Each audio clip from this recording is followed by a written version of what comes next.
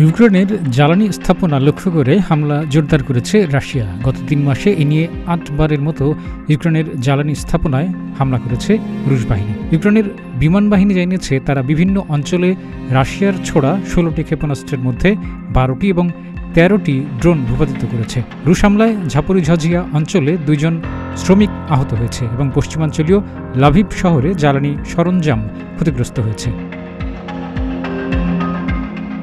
ইউক্রেনের president Volodymyr Zelensky জানিয়েছেন, চলতি বছরের মার্চের শেষের দিকে রাশিয়া ইউক্রেনের জ্বালানি স্থাপনা লক্ষ্য করে যে হামলা শুরু করেছে তাতে ইউক্রেনের বিদ্যুৎ উৎপাদন ক্ষমতার অর্ধেক ধ্বংস হয়ে গেছে।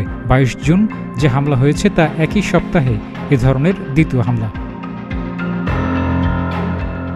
বর্তমানে ইউক্রেন ইউরোপের কাছ থেকে জ্বালানি কিনছে, যদিও কেনা জ্বালানি দিয়ে ঘাটতি মেটানো যাচ্ছে না। জেলেনস্কি রাশিয়ার বিরুদ্ধে ইউক্রেনের যুদ্ধের সক্ষমতা বাড়াতে যুক্তরাষ্ট্রের কাছ থেকে ৭টি প্যাট্রিয়টস আকাশ প্রতিরক্ষা ব্যবস্থা চেয়েছে। এছাড়া অন্যান্য মিত্রদের কাছেও আবেদন করেছে আকাশ প্রতিরক্ষা ব্যবস্থা পাঠাতে। যুক্তরাষ্ট্রের জাতীয় নিরাপত্তা পরিষদের মুখপাত্র জন কির্বি জানিয়েছেন, ইউক্রেনের আবেদনের বিষয়টি বিবেচনায় আছে। ইউক্রেনকে একটি সচল প্যাট্রিয়ট আকাশ প্রতিরক্ষা ব্যবস্থা দিতে চেয়েছে ইউরোপের দেশ রোমানিয়া। ইউক্রেনে অস্ত্র দিতে চেয়েছে দক্ষিণ কোরিয়াও।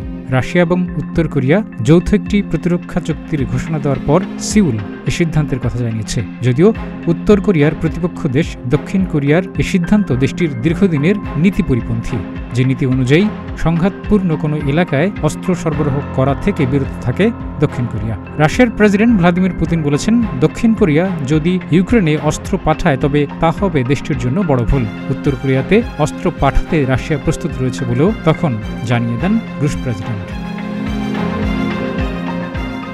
ইউক্রেন ন্যাটোর সদস্য হতে চাইলে আঞ্চলিক নিরাপত্তার প্রশ্নে ২০২২ সালের ২৪ ফেব্রুয়ারি ইউক্রেনে অভিযান শুরু করে রাশিয়া।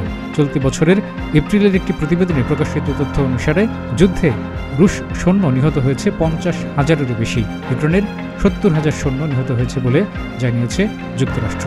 তবে জেলেনস্কি বলেছেন, ইউক্রেনের ২৭,০০০ সৈন্য নিহত হয়েছে। ডেস্ক রিপোর্ট, প্রতিদিনের বাংলাদেশ।